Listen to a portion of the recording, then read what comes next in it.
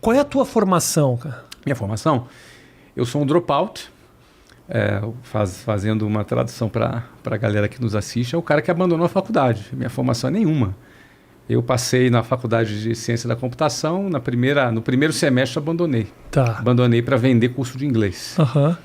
E a partir daí eu comecei um caminho diferente, não é, que se desenrolou aí nesses últimos 26, mais 4, 30 anos. Né? Como foi sair da universidade? Você já tinha um plano ou foi tipo, isso não é pra mim? A realidade é assim, cara. A primeira vez na minha vida... Que é uma decisão difícil, não é? Sabe que pra mim não foi, Não foi? cara. Eu sou um cara de decisões, assim, quando eu tô convicto, eu decido mesmo, contra tudo, contra todos, e vou pra frente, vou pra cima, né? Mas, por exemplo, eu lembro que a primeira vez na minha vida que eu senti necessidade de ganhar dinheiro, antes desse momento eu nunca pensei em ganhar dinheiro. Tá. Eu era de uma família de classe média baixa, morava na periferia do Rio de Janeiro. A primeira vez que eu lembro, que eu pensei, cara, eu preciso de dinheiro, foi quando eu me apaixonei por uma mulher. Então, ali foi a primeira vez que eu pensei, cara, eu preciso ganhar dinheiro. Preciso ganhar dinheiro, eu tinha 18, ela tinha 15. Não dava BO nessa época. E aí, o que acontece? Eu cheguei à seguinte conclusão, cara, preciso ganhar dinheiro. Aí comecei a vender relógio. Pedi um relógio, vendi. Aí peguei o dinheiro, comprei outro relógio, aí comecei a vender relógio. Assim, formalmente, para os meus amigos, para os vizinhos, para amigos da escola. E aí comecei a ter dinheiro. Não um dinheirão, né? Mas comecei a ter alguma grana. E Virava essa mesmo? Quanto que você dava de... Quantos por cento você conseguia ganhar na venda de um relógio nesse momento? Acho que eu ganhava 100% de 100%? margem, okay. Comprava por um preço, vendia pelo dobro. Pelo 100%. Okay. Informal, né? Inclusive é o seguinte, minha venda de relógio prosperou, cara. Comecei minha carreira internacional já aí. Fui para o Paraguai comprar algumas peças. Mas aí, enfim, minha carreira internacional não prosperou muito, porque eu queria fazer ciência da computação. E aí, dessa necessidade minha de ganhar dinheiro, eu atendi um anúncio de emprego.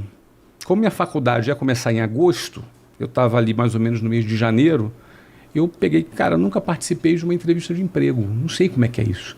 Eu vi no jornal, tinha lá, naquela época era no jornal. Classificados, Classificados, hoje é na internet.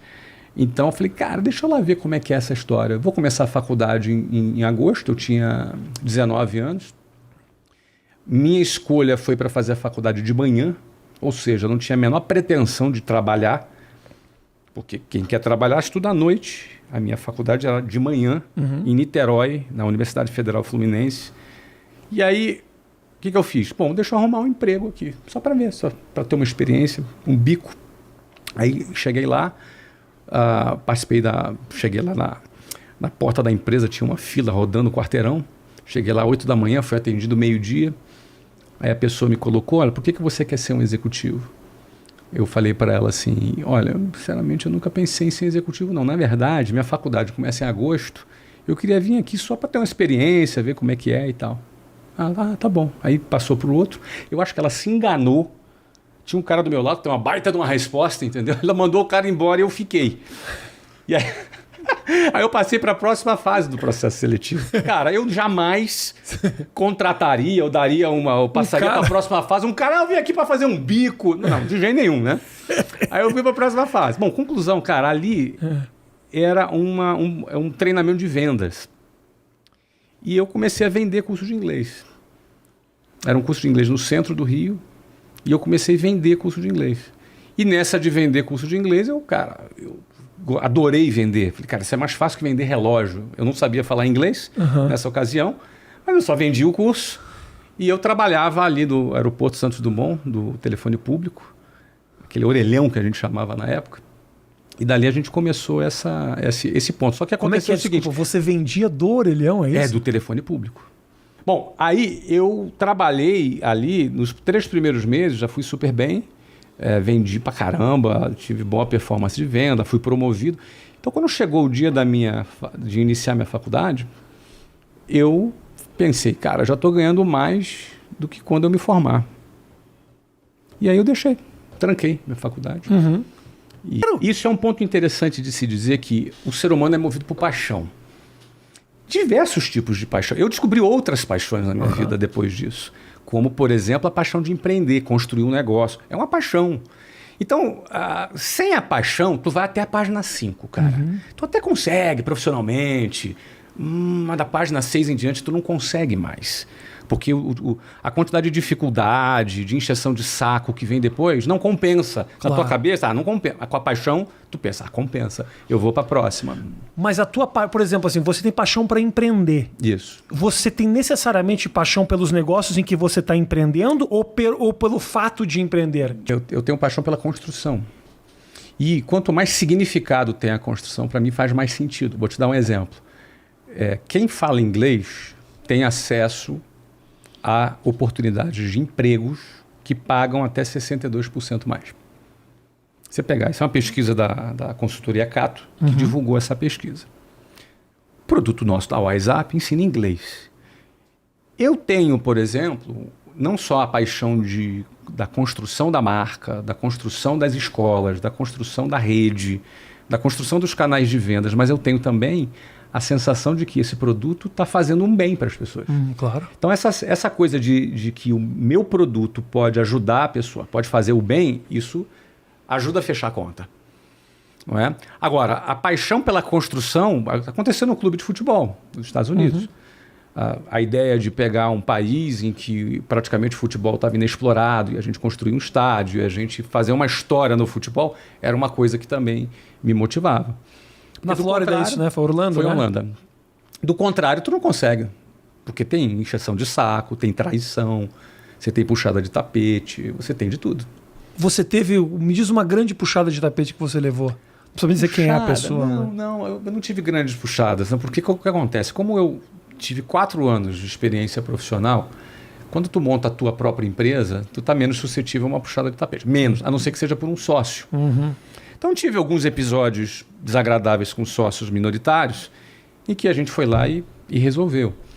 Você, mesmo naquele momento, você se imaginava, no momento começo, construindo, você se imaginava um cara rico?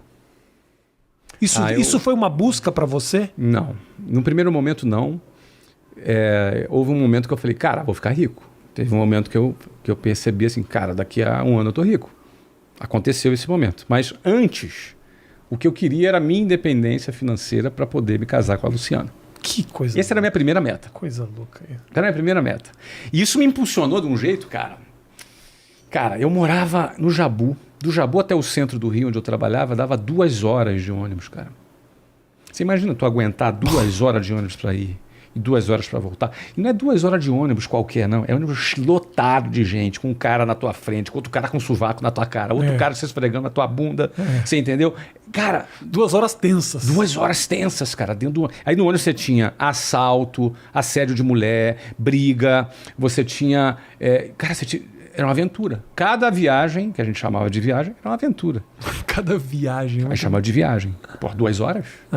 Entendeu? E quando não era de ônibus, era de trem. Aí eu tinha que atravessar a favela Cavalo de Aço, andando, até a estação de trem de Senador Camará, para pegar o trem que vinha de Santa Cruz, lotado, até a Central do Brasil. Então, assim, a exclusão geográfica que eu chamo, né? É o cara que mora a 2 horas do trabalho. Então, por exemplo, eu chegava lá 8 horas da manhã para minha primeira reunião. Eu tinha um amigo chamado Antônio, que morava no Leblon, que o pai dele trabalhava em Botafogo. Ele pegava uma carona de carro com o pai dele até Botafogo. No Botafogo entrava no metrô, 5 minutos no ar-condicionado, estava lá.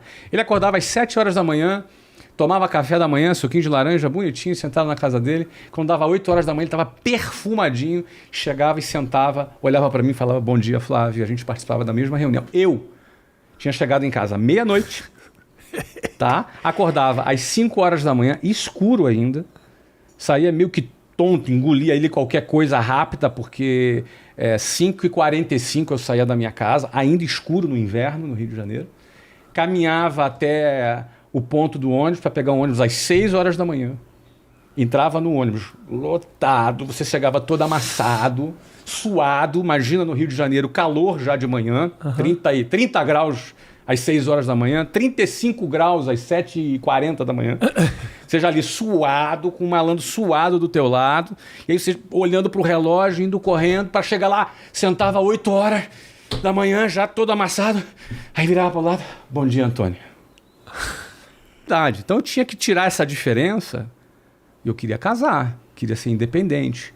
E aí a proposta de trabalho dizia assim, ó, você bate meta, tu é promovido. Você bate essa tal meta, então você tinha um plano de metas.